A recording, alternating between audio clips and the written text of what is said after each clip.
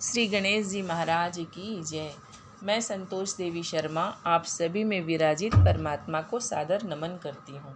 नमः शिवाय, नमः शिवाय, नमः शिवाय, नमः शिवाय, नमः शिवाय। त्र्यंबकेश्वर ज्योतिर्लिंग प्रादुर्भाव की कथा। सूत जी कहते हैं, मुनिवरों सुनो, मैंने सद्गुरु व्यास जी के मुख से जैसी सुनी है उसी रूप में एक पाप नाशक कथा तुम्हें सुना रहा हूँ। पूर्व काल की बात है। गौतम नाम से विख्यात एक श्रेष्ठ ऋषि रहते थे, जिनकी परम धार्मिक पत्नी का नाम अहल्या था। दक्षिण दिशा में जो ब्रह्मगिरी है, वहीं उन्होंने 10,000 वर्षों तक तपस्या की थी। उत्तम व्रत का पालन करने वाले महर्षियों एक समय वहाँ 100 वर्षों तक बड़ा भयानक अवर्षण हो गया। सब लोग महान दुख में पड़ गए। इस भूतल पर कहीं गीला पत्ता भी नहीं दिखाई देता था। फिर जीवों का तो आधारभूत जल कहाँ से दृष्टिगोचर होता। उस समय मुनि, मनुष्य, पशु, पक्षी और मृग सब वहाँ से 10 दिशाओं को चले गए। तब गौतम ऋषि ने 6 महीने तक तप करके वरुण को प्रसन्न किया। वरुण ने प्रकट होकर वर मांगने को कहा। ऋषि ने वृष्टि के लिए प्रार्थना की। वरुण ने कहा, देवताओं के विधान के विरुद्ध वृष्टि न करके मैं तुम्हारी इच्छा के अनुसार तुम्हें सदा अक्षय रहने वाला जल देता हूँ।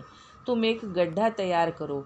उनके ऐसा कहने पर गौतम ने 1 हाथ गहरा गड्ढा खोदा और वरुण ने उसे दिव्य जल के द्वारा भर दिया तथा परोपकार से सुशोभित होने वाले मुनि श्रेष्ठ गौतम से कहा, महामुने, कभी क्षीण न होने वाला यह जल तुम्हारे लिए तीर्थ रूप होगा और पृथ्वी पर तुम्हारे ही नाम से इसकी ख्याति होगी। वहाँ किए हुए दान, होम, तप, देव पूजन तथा पितरों का श्राद्ध सभी अक्षय होंगे। ऐसा कहकर उन महर्षि से प्रशंसित हो वरुण देव अंतर्ध्यान हो गए। उस जल के द्वारा दूसरों का उपकार करके महर्षि गौतम को भी बड़ा सुख मिला। महात्मा पुरुष का आश्रय मनुष्यों के लिए महत्व की ही प्राप्ति कराने वाला होता है। महान पुरुष ही महात्मा के उस स्वरूप को देखते और समझते हैं, दूसरे अधम मनुष्य नहीं। मनुष्य जैसे पुरुष का सेवन करता है वैसा ही फल पाता है। महान पुरुष की सेवा से महत्ता मिलती है और क्षुद्र की सेवा से क्षुद्रता। उत्तम पुरुषों का यह स्वभाव ही है कि वे दूसरों के दुख को नहीं सहन कर पाते। अपने को दुख प्राप्त हो जाए इसे भी स्वीकार कर लेते हैं, किंतु दूसरों के दुख का निवारण ही करते हैं। दयालु, अभिमान शून्य, उपकारी और जितेंद्रिय ये पुण्य के 4 खंभे हैं, जिनके आधार पर यह पृथ्वी टिकी हुई है। तदनंतर गौतम जी वहाँ उस परम दुर्लभ जल को पाकर विधि पूर्वक नित्य नैमित्तिक कर्म करने लगे। उन मुनीश्वर ने वहाँ नित्य होम की सिद्धि के लिए धान, जौ और अनेक प्रकार के निवार बोआ दिए।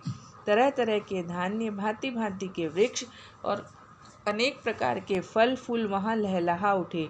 यह समाचार सुनकर वहाँ दूसरे दूसरे सहस्त्रों ऋषि मुनि, पशु पक्षी तथा बहुसंख्यक जीव आकर रहने लगे। वह वन इस भूमंडल में बड़ा सुंदर हो गया। उस अक्षय जल के संयोग से अनावृष्टि वहाँ के लिए दुखदायिनी नहीं रह गई। उस वन में अनेक शुभ कर्म परायण ऋषि अपने शिष्य, भार्या और पुत्र आदि के साथ वास करने लगे। उन्होंने कालक्षेप करने के लिए वहाँ धान बोआ दिए। गौतम जी के प्रभाव से उस वन में सब और आनंद छा गया। एक बार वहाँ गौतम के आश्रम में जाकर बसे हुए ब्राह्मणों की स्त्रियां जल के प्रसंग को लेकर अहिल्या पर नाराज हो गई और उन्होंने अपने पतियों को ऋषि गौतम का अपकार करने के लिए प्रेरित किया। उन ब्राह्मणों ने इसके निमित्त भगवान श्री गणेश जी की आराधना की। उनकी आराधना से प्रसन्न हो गणेश जी ने प्रकट होकर उनसे वर मांगने को कहा। उन ब्राह्मणों ने कहा, प्रभो, यदि आप हम पर प्रसन्न हैं तो किसी प्रकार ऋषि गौतम को इस आश्रम से बाहर निकाल दें।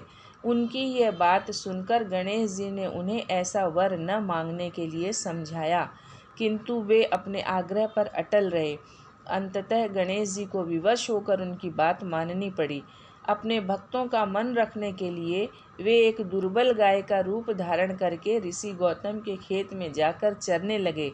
गाय को फसल चरते देखकर ऋषि बड़ी नरमी के साथ हाथ में तृण लेकर उसे हाँकने के लिए लपके। उन तृणों का स्पर्श होते ही वे गाय वहीं गिरकर मर गई। अब तो बड़ा हाहाकार मचा। सारे ब्राह्मण एकत्र हो गौ हत्यारा कहकर ऋषि गौतम की भूरी भूरी भर्त्सना करने लगे। ऋषि गौतम इस घटना से बहुत आश्चर्यचकित और दुखी थे।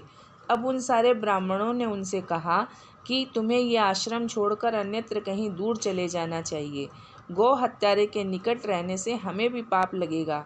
विवश होकर ऋषि गौतम अपनी पत्नी अहिल्या के साथ वहां से 1 कोस दूर जाकर रहने लगे, किंतु उन ब्राह्मणों ने वहां भी उनका रहना दुभर कर दिया। वे कहने लगे, गौ हत्या के कारण तुम्हें अब वेद पाठ और यज्ञ आदि के कार्य करने का कोई अधिकार नहीं रह गया है। अत्यंत कातर भाव से ऋषि गौतम ने उन ब्राह्मणों से प्रार्थना की कि आप लोग मेरे प्रायश्चित और उद्धार का कोई उपाय बतावें। तब उन्होंने कहा, गौतम, तुम अपने पाप को सर्वत्र सबको बताते हुए 3 बार पूरी पृथ्वी की परिक्रमा करो, फिर लौटकर यहाँ 1 महीने तक व्रत करो। इसके बाद ब्रह्मगिरि की 101 परिक्रमा करने के बाद तुम्हारी शुद्धि होगी।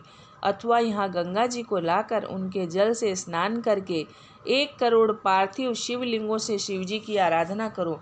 इसके बाद पुनः गंगा जी में स्नान करके इस ब्रह्मगिरि की 11 बार परिक्रमा करो। फिर 100 घड़ों के पवित्र जल से पार्थिव शिवलिंग को स्नान कराने से तुम्हारा उद्धार होगा।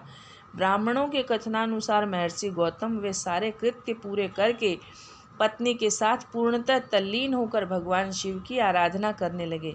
इससे प्रसन्न हो भगवान शिव ने प्रकट होकर उनसे वर मांगने को कहा। महर्षि गौतम ने उनसे कहा, भगवान, मैं यही चाहता हूँ कि आप मुझे गौ हत्या के पाप से मुक्त कर दें। भगवान शिव ने कहा, गौतम, तुम सदैव सर्वथा निष्पाप हो।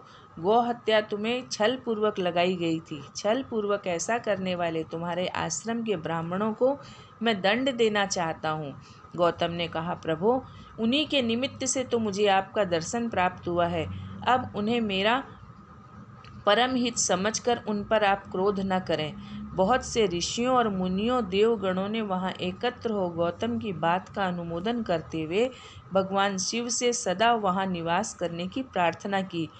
वे उनकी बात मानकर वहां त्रयंबक ज्योतिर्लिंग के नाम से स्थित हो गए। गौतम जी द्वारा लाई गई गंगा जी भी वहीं पास में गोदावरी के नाम से प्रवाहित होने लगी। यह ज्योतिर्लिंग समस्त पुण्यों को प्रदान करने वाला है। नमः शिवाय, नमः शिवाय, नमः शिवाय, नमः शिवाय, नमः शिवाय, नमः शिवाय।